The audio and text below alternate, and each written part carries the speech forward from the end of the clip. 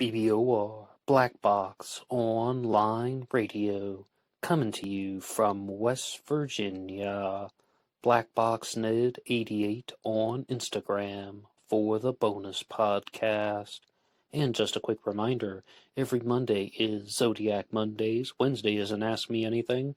That's an AMA, so please drop your questions below for things that you would like discussed here on the show. And Friday is an Anything Goes. Any subject is fair game, mostly talking about true crime, serial killers, the Zodiac Killer, but any subject is welcome.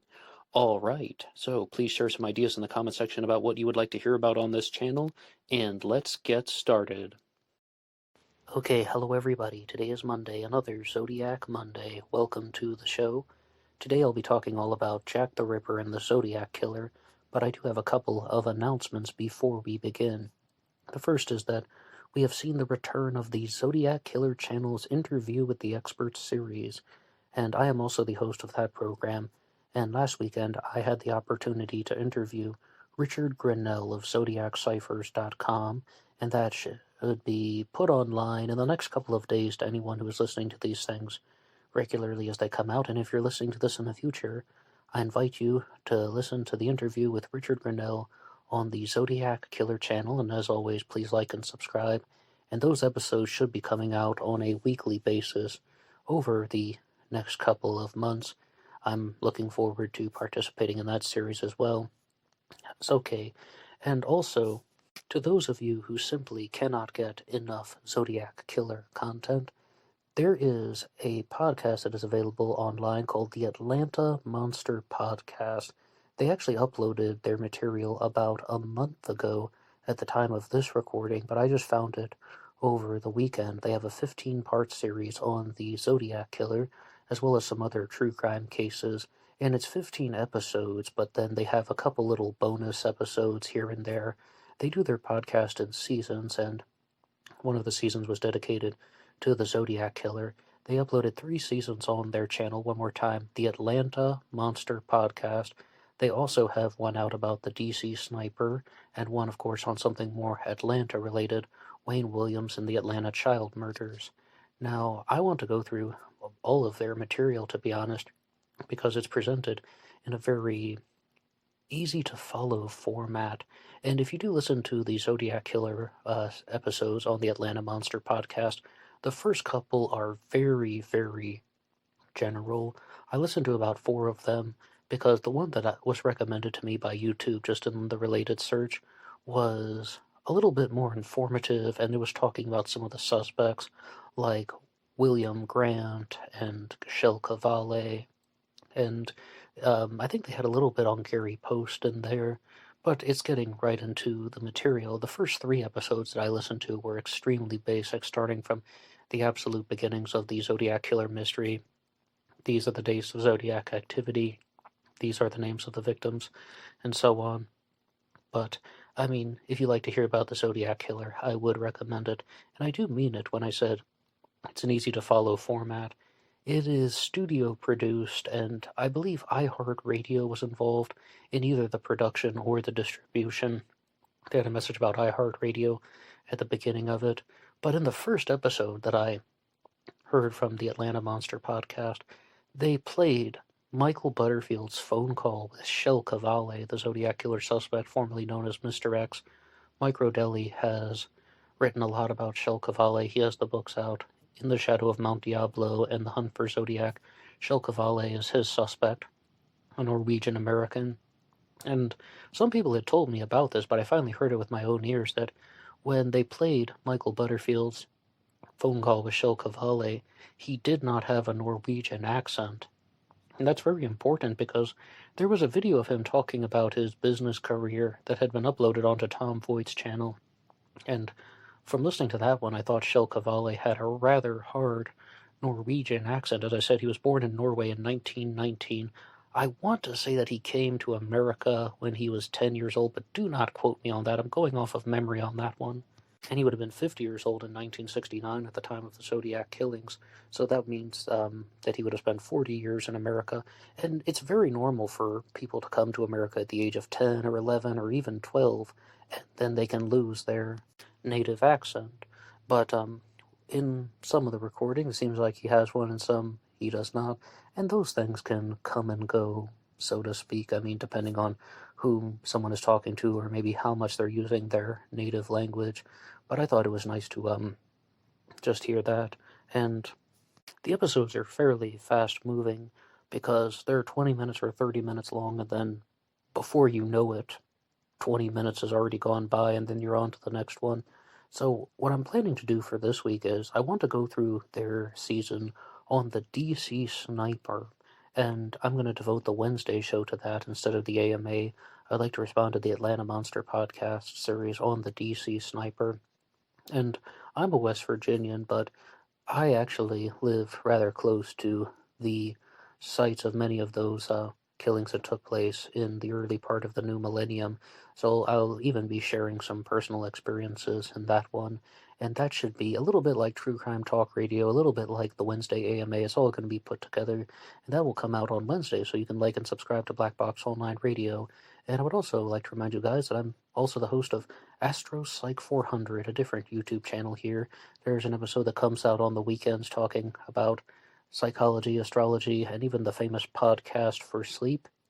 And one more time, Astro Psych 400. And a great way to support all these shows is to go over to Amazon.com and have a look at the book Killer on a White Horse, written by me, Ned DeHaan. It is a novel, murder mystery, inspired by the Zodiac Manson connection, but it is indeed fictional. However, who doesn't love a good mystery? And there is always the Teespring page. Feel free to check out some of the merchandise, and remember, being weird is not a crime. We had a comment come in on a recent episode from Michael Vizard, who says, I would love to hear you do a breakdown of the Jack the Ripper hoax theory versus the Zodiac hoax theory, and why/whether you think one is more plausible. Before I answer that, I think that I would like to remind you that this is an episode that was requested by one of the listeners, so if you have anything that you would like to hear about on the channel, true crime, or any subject is fair game for the Anything Goes Friday segments, you can put your idea down in the comments section below, and maybe your suggested topic will be used in a future episode. Excellent question, Michael, or request rather, about why is one of these theories more plausible than the other, the Jack the Ripper hoax theory or the Zodiac hoax theory. First, we need to set out a definition of what this is. A hoax theory in the serial killer world is the idea that someone was writing letters taking credit for murders that they didn't commit, and that's how both of these theories come about. Now, it is very easy for me to answer this one. Which one is more plausible? At face value, the Ripper hoax theory. And I was even talking about this in an episode where I responded to the Mammoth Book of Jack the Ripper. And it was Jason Anderson in the comments section who made this observation, not me, just citing the source, when he said, I think more people entertained the Ripper hoax theory because there was a direct confession from someone who admitted to fabricating two of the Jack the Ripper communications, and his name was Frederick Best, and in the 1930s he admitted to fabricating the Dear Boss letter and the Saucy Jack postcard. Now, the second reason why the Ripper hoax theory is plausible is because there is a solid motive. Why would he do that? To save the newspaper, the Star. I often refer to them as the London Star, just to differentiate them from other publications of similar names, so I might say that in route. But yes, he wanted to save this newspaper where he worked, and here's a third reason why the Ripper hoax theory is plausible, and that is handwriting. I talked about the Dear Boss letter and the Saucy Jack postcard, but we also have the From Hell letter that was written allegedly by the Ripper. However, the handwriting is absolutely different. Now, okay, maybe this is just someone trying to be really creepy with their handwriting on the From Hell letter, but absolutely it doesn't look like it was written by the same person. In that book that I was talking about, the Mammoth Book of Jack the Ripper, they also lay out a case very clearly on examining the autopsy reports, and multiple people have come to the conclusion, not even talking about a hoax theory, but saying, all right, absolutely multiple perpetrators. These victims had incisions in their bodies this way, whereas these victims had incisions in their body that way. So you have a confession, you have a motive, you have different types of handwriting, you have different ways in which the crimes were committed. Because with Jack the Ripper, it's not only about the murders. And I have said this very clearly. This is one of my own original observations about the case. It's like with the Ripper that the mutilations are more important. And there really is a debate. People just simply do not know what happened in 1888 with the Ripper crimes, the same way that how people are rather clueless about the Zodiac crimes in the 1960s. There's a lot of guesswork involved, there's a lot of theorizing, and the hard facts are still hiding in the shadows somewhere waiting to be found. But let's look at some of the step-by-step comparisons between Jack the Ripper and the Zodiac Killer. And this would tie into an episode that I did last year called The Zodiac Killer versus Jack the Ripper. Think of this as a part two or a new take on the subject, and it's also going to have some new material in it completely. But firstly, Jack the Ripper operated in London in 1888. The canonical crimes for the Ripper happened beginning on August 31st of 1888, going to November 9th of 1888, a very small time frame, very small indeed, and that's a very small period of activity for a serial killer who was not caught. I mean, I just mentioned the DC sniper, that had an even shorter time frame, but that's because the perpetrators were apprehended, but Jack the Ripper has never been identified to this day, and the first victim was Polly Nichols on August 31st, and then there was Ann Chapman, and then Liz Stride and Catherine Eddowes were murdered in what is called the double event on the same night, and then Mary Kelly was the final victim. With the Zodiac Killer, there's a larger distance, a larger amount of time in between the murders, and also with the Zodiac didn't murder every single victim, because, of course, Brian Hartnell survived the Lake Berryessa stabbing, and Mike Michaud survived the Blue Rock Springs shooting. But the first Zodiac crime was on December 20th of 1968 at Lake Herman Road, which saw the murders of David Faraday and Betty Lou Jensen. The next crime was on July 4th of 1969, which saw the murder of Darlene Ferrin, and Mike Michaud survived, as previously stated. Then on September 27th of 1969, Cecilia Shepard was stabbed and passed away 2 days later in the hospital. Brian Hartnell was also stabbed and survived. And then the Zodiac Killer murdered Paul Stine on October 11th of 1969.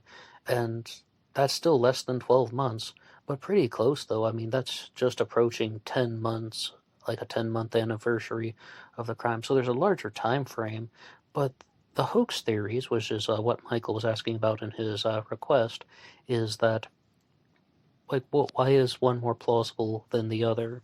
Well, I think because with the Ripper case, there is so much more left behind. There's all this physical evidence. You can look at how the bodies were handled, how this person or group of people mutilated the victims. If you ever do read the Mammoth Book of Jack the Ripper, they'll even talk about Liz Stride, the third victim, because she wasn't mutilated, but they're saying that her throat was slashed, and the incisions made to her throat are done in a completely different way than some of the other victims. But the Mammoth Book of Jack the Ripper is like 20 different essays from people giving their take on the subject. So you're going to hear this researcher saying this and that researcher saying that, and it really is just depending on who you believe. Some believe there was a single Ripper, and other people believe in a variant of the hoax theory, or at the very least that there were multiple perpetrators, quite like the Zodiac Killer mystery. Some people think that one person committed the crimes, and other people think that it was some type of group, so to speak. But with the Zodiac hoax theory, it is mostly promoted by Thomas Henry Horan, who is the author of The Myth of the Zodiac Killer and the host of the Stones Unturned podcast. Some people have agreed with his assumptions, most notably Evan from Texas, who is a YouTuber and researcher. He has a couple of videos out on the subject showing the reasons why he agrees with the hoax theory. They're called the Peer Review series. Peer Review, you can find that in the titles, once again from Evan from Texas. But believe it or not, I do also add all of the recognition as a factor why the Ripper hoax theory might be more plausible. I mean, it's written all the time about this. Even if you go on Whitechapel Jack right now, a Jack the Ripper website, you might see something that will say, okay, the Ripper hoax theory, it's not proven, but highly possible or highly plausible. You're going to get that type of language. So people are approaching it from that particular mindset. But there was a video that was put out by the infographics show that I was watching earlier today, and it's very short, just 6 minutes and 45 seconds, and they were doing Jack the Ripper versus the Zodiac Killer, but not like a comparing and contrasting. They were saying who would like win in a fight, so to speak. It's kind of like Death Battle, if you've ever seen Wiz and Boomstick. But absolutely, they said Jack the Ripper, and they said some rather humiliating things about the Zodiac Killer. And I believe it was Classic Chevy Cat in the comments section who once requested an episode on being just brutally honest about the Zodiac, because I called the Zodiac Killer a coward who would just sneak up on defenseless people in the night and fire some gunshots at them. Well, yes, and that's exactly what the infographics show was talking about. They said very clearly that Jack the Ripper mutilated his victims and then even cut out the kidney of one of them and then mailed half of it in with a letter. Again, if indeed that was the same person who committed all the crimes, maybe yes, maybe no, it's an unsolved case. But with the Zodiac activities, no matter who did it, no matter who your suspect is or group of people or hoax theory, the Zodiac was not only a coward but also somewhat of a weakling. For the reasons that they laid out were very brutal. Firstly, the victims were defenseless at Lake Herman Road and Blue Rock Springs, shooting unarmed people in the night and then running away. At Lake Berryessa, stabbing the victims after they were tied up on October 11th of 69, blindsiding Paul Stein. And then the Zodiac is acting like he's some type of brilliant master criminal, writing these letters and mailing in the ciphers, trying to taunt the police. Anybody could have done that. Someone pulled a trigger on some people, ran away, then makes a phone call. I'm the one who did it. You could do that if you wanted to, should you? No. You don't have to be smart to pull off something like that. And even the composition of the letters. You don't need any type of advanced intelligence. And even the ciphers are actually very simple. There isn't a type of brilliance required to do anything that the Zodiac Killer had. So how did the Zodiac Killer get caught? Well, according to that video on the infographics show, the Zodiac didn't get caught only for one reason, because on October 11th of 1969, someone issued an APB, an all-points bulletin, for a black man to be on the lookout for an NMA, a Negro male adult, forgive my language. And after the Stein shooting, the police thought they were supposed to look for a black man. Some people have contended the story, but that's it. Like, he walked past police officers, and he was able to evade the police. He was able to avoid capture.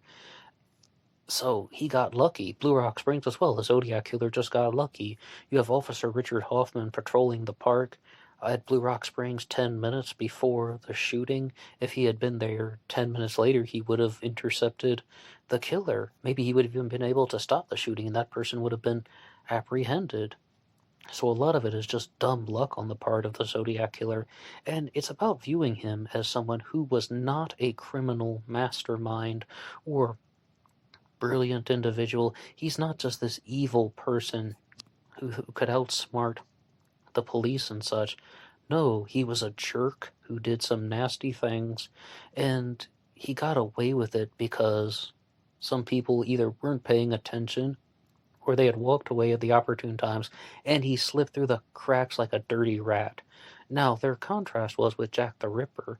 The Ripper was insanely more ferocious, absolutely more vicious with the victims, creating images that even would haunt us to this day. Like, you look at the crime scene photos of what the Ripper did to the victims, absolutely heinous and twisted and sadistic.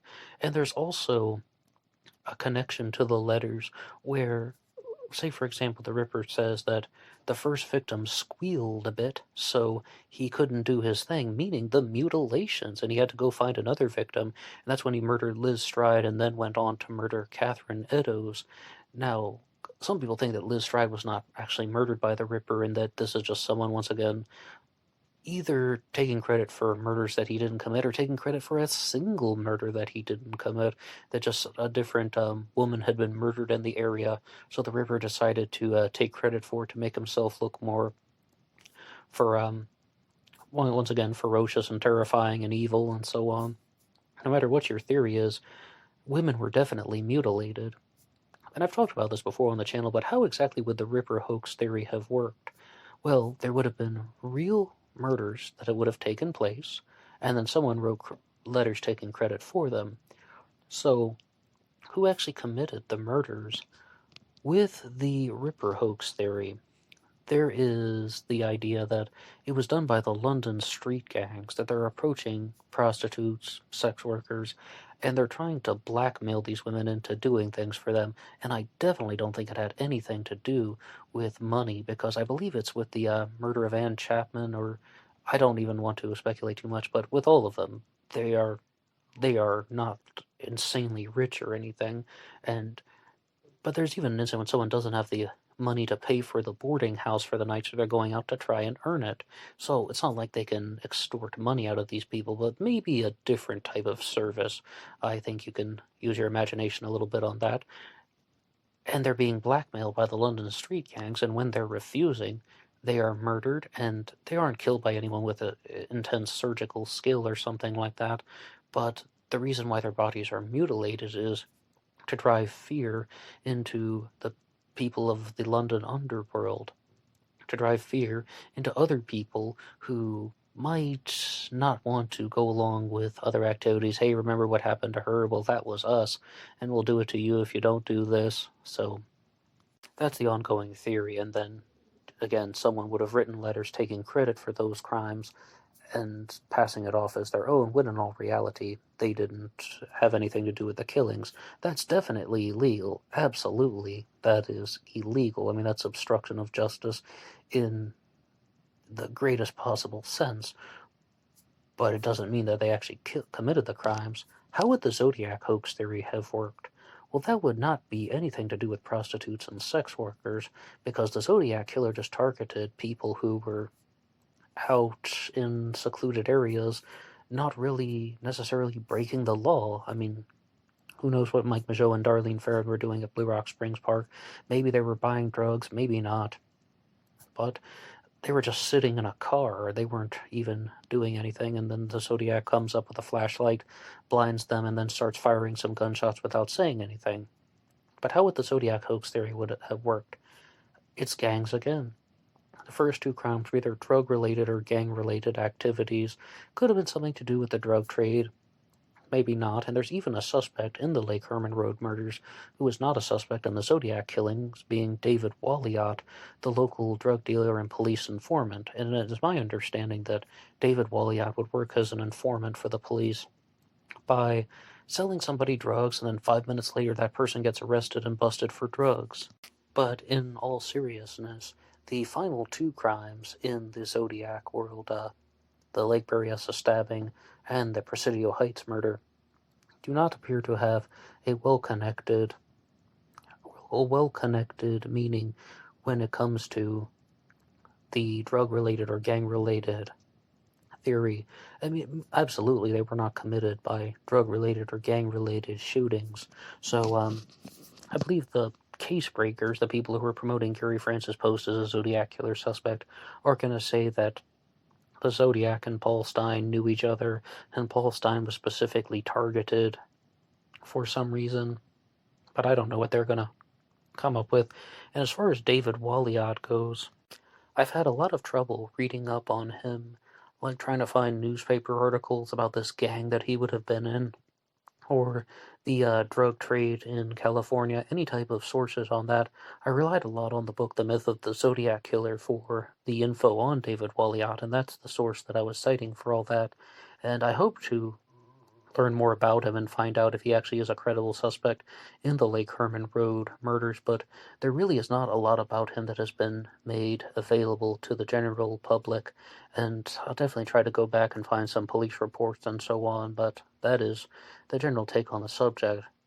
So with the Ripper hoax theory, you have a confession, you have a motive, you have a way in which the crimes were committed, a plausible explanation, differences in the handwriting, differences in the way that the mutilations took place. I can follow that. Now, is that actually true? I mean, it certainly isn't proven, And if anyone would like to dispute the Ripper hoax theory in the comments section, please share everything you want. If you want to talk about the Zodiac hoax theory, share anything you want. I would love to read your messages down below. But I would also share my own original observation that I've never read anywhere online, and that was that I believe the Zodiac killer cut off a piece of Paul Stein's shirt and mailed it in to imitate Jack the Ripper to some extent, because Jack the Ripper cut off half of Catherine Eddowes' kidney and mailed that in. I think that that's what the Zodiac was doing, and perhaps he didn't want to cut out Paul Stein's kidney because that would have been nearly impossible in Presidio Heights, just in a taxi cab. Of course not. It's too gruesome. It's too bloody. And remember, he has to walk away from that crime scene without getting noticed. But what can he do? He can cut off a piece of the victim's shirt. So it was done in that same type of mindset, where he's emulating from Jack the Ripper. But the final strike, though, and I almost forgot to say this, the final strike against the Ripper theory in the conventional sense is that Jack the Ripper was not, firstly, not a real person, that if this were indeed a hoax, then it would make sense because there was no brilliant master surgeon who is hiding in the shadows and mutilating prostitutes, because people do not perform surgery in back alleys, outside, at night, in near total darkness where there aren't even street lamps. These are just ordinary thugs who committed the crimes, and they wouldn't even have to have been related if this is happening frequently. And that sums it up for me, but because I'm going to be doing the episode on the DC Sniper on Wednesday, I would also like to respond to your Zodiac Killer questions and comments in a more general sense right now. So we have one that is not about the hoax or Jack the Ripper, and this is from Michael Young on the episode Zodiac Ross Sullivan Debunked, back when I was doing the debunking series. And Michael Young says, "I feel so bad for Ross Sullivan." Absolutely, and I don't think that's a point that is reiterated nearly enough. I mean, not even about being accused of being the Zodiac Killer or being accused of the murder of Sherry Jo Bates, but with Ross Sullivan, he dealt with mental health issues for years, he spent a couple years in Patton State Mental Hospital, and I believe Ross Sullivan had schizophrenia. He also had health complications and an obesity, and when he passed away in 1977, I believe it was from an illness that stemmed from obesity. So, yes, he had a very tragic life, and I definitely think that's a good comment from Michael Young. And on to the next comment, we have one from Mystery Junkie, who responded to the post that I made about Earl Van Best here on YouTube. I shared one of the links to a previous episode on the Earl Van Best Q&A, and Mystery Junkie says, "You should do a review of the most dangerous animal of all based on that. Honestly, I don't think he's the Zodiac, but a bad guy nonetheless, like most suspects. Also, Gary Stewart's birth mother is a pretty shitty person herself. She should have looked after him better." And that is referring to Gary Stewart, who wrote the book The Most Dangerous Animal of All, where he said that his biological father, Earl Van Best, was the Zodiac Killer. In 2020, I did one of those old-fashioned black box recordings on Earl Van Best, and it was actually an 8-part series responding to the book The Most Dangerous Animal of All, and if anyone would like to hear that, that's available here on this channel. I also did 3 additional episodes talking about Earl Van Best as a suspect. One of them is called Gary Stewart Theory, one is called Michael Wachsel Theory, and one is called the Q&A session there, Earl Van Best Q&A session. So there are lots of comments that have been made by me about Earl Van Best as a suspect. I absolutely do not think that he was the Zodiac Killer, and I also do not think that that book was even an honest attempt at trying to prove that he was the Zodiac Killer. It was, and most people think this, it was a grift. It was almost a con job, practically. What I think happened was Gary Stewart wanted to write a book about his biological father. As you hear, his last name is not Van Best anymore, it is Stewart. He was adopted, and then he learned all about his biological father. And he wanted to write a book about it because Earl Van Best was involved with a real true crime case, the Sunday Bride and the Ice Cream Romance, that's what it was called. He would meet this girl named Judith Chandler after she came off the school bus. He was in his late 20s and she was 13 years old when they met. And then Judith Chandler would go on to become Gary Stewart's biological mother. Earl Van Best abducts her pretty much, and they go on the run for a while, all across America, even into Mexico for a while. And then she's referred to as the Sunday Bride, and their actions were referred to as the Ice Cream Romance. And it was heavily promoted by the journalist Paul Avery, the same one who would cover the Zodiac Killer mystery. And I think Gary Stewart found that connection, but Paul Avery and Earl Van Best, and he thought, okay, I mean, I gotta write a Zodiac book about this. So the final chapters of The Most Dangerous Animal of All are just paraphrasing the police reports to make it look like there is some Zodiac connection to Earl Van Best when there is not. And I beg people, do not buy that book. Please do not buy that. You can get the FX documentary, which is now available on Hulu. You can listen to my 8-part discussion series, which will tell you everything that you want to know, but there's no reason to spend money on that because it's not an honest attempt to say anything about the Zodiac Killer. Now, as far as criticizing Gary Stewart's mother, Judith Chandler, well, she was 14 at the time when she was abducted by Earl Van Best. I don't criticize her too much, even when it comes to having the baby and how Earl Van Best just abandoned Gary Stewart. I mean, no matter what happened, and no matter what way Judith Chandler responded to this, she was still a child. I mean, she was 13 when she started interacting with Earl Van Best. She would come off the school bus, of all things, and he groomed her into this. He abducted her. He was a sexual predator. I mean, if everything that they say about him is true in that respect. And also, that I do not disagree at all that Earl Van Best was a bad person, because it goes so much more beyond Judith Chandler. Earl Van Best definitely had a Machiavellian personality. The whole book, The Most Dangerous Animal of All, is about how he had a Machiavellian personality. And when I was doing my book discussion on that, just by chance I happened to have encountered a video from Dr. Todd Grande's channel when he was talking about Machiavellianism. And his assessment of that was that a Machiavellian, in the psychological sense, is someone who thinks that they are either so intelligent or superior that they don't have to follow the rules of society or the laws of society. They can weave their own way around them. Absolutely, Earl Van Best did that. I mean, that's exactly what happened with the Ice Cream Romance and the Sunday Bride story. And we have another comment that came to us from Hussam Rabi on the episode Zodiac Killer Arthur Lee Allen Extended Edition. And Hussam says something about the Sea Waters. They were the people who claim to have had an enormous amount of time with Arthur Lee Allen, and they knew him personally, they knew him very well, and I believe Dave and Connie Seawater are uploading a lot of content online now, and a lot of the testimonials about Arthur Lee Allen are coming from them. And Hussam Rabi writes, the Seawaters on their channel talk about Arthur Lee Allen having Wingwalker shoes. They're also the ones who claim that they were in the car with him when he left them, and then came back with blood on his shirt, alluding to the Domingos Edwards murders.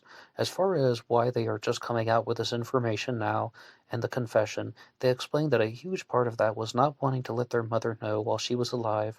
Dave Seawater even promised Arthur Lee Allen he wouldn't tell her. Okay, right, but I want to be very clear about one thing, and I said this in a previous episode. I don't doubt them on any of the abuse that Arthur Lee Allen may have done to them.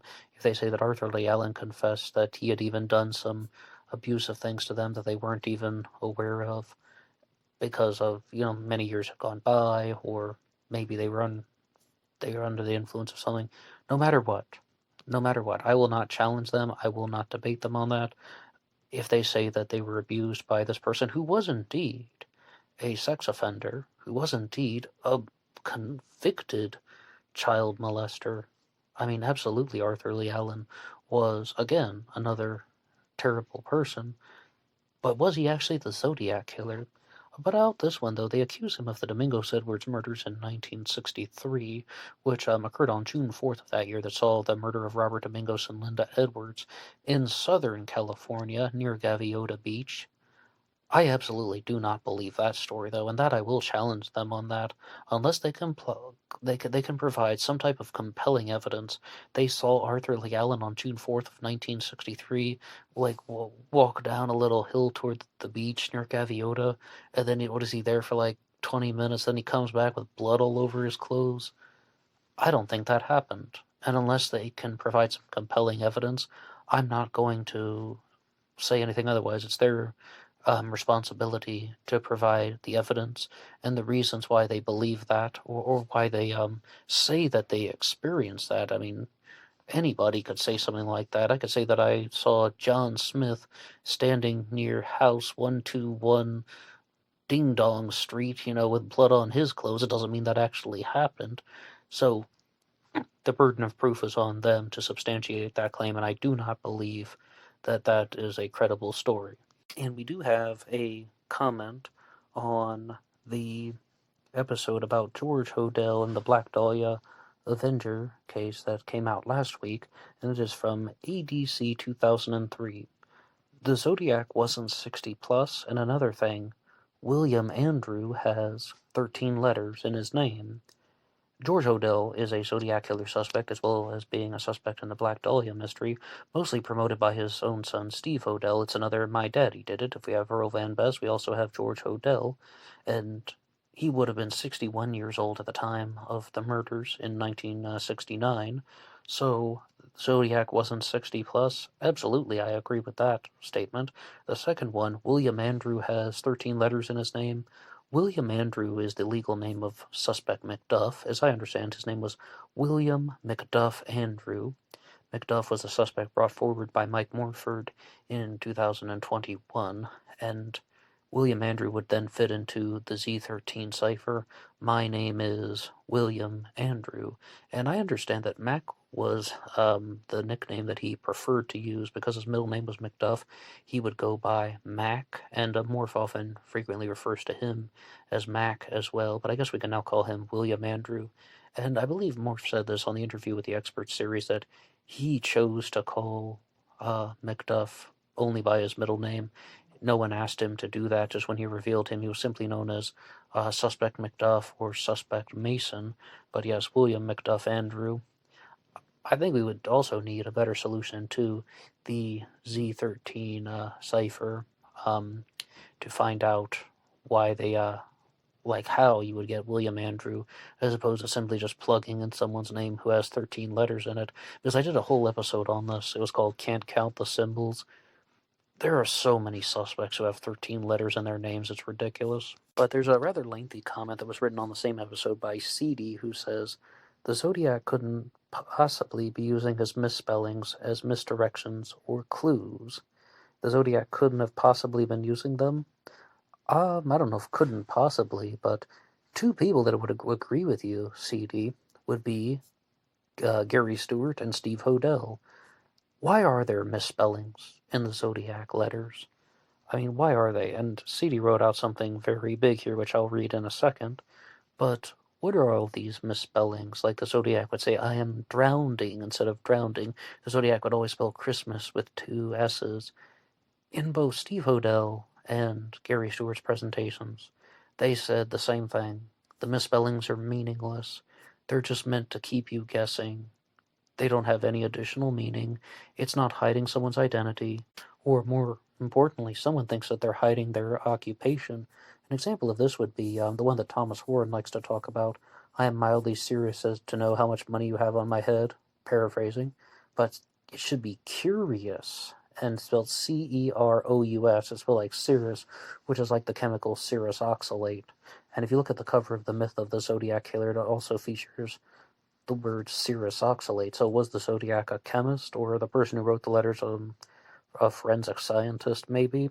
Well, CD goes on in the comment by saying, Para describes a molecule with substituents at the first and fourth positions on an aromatic compound.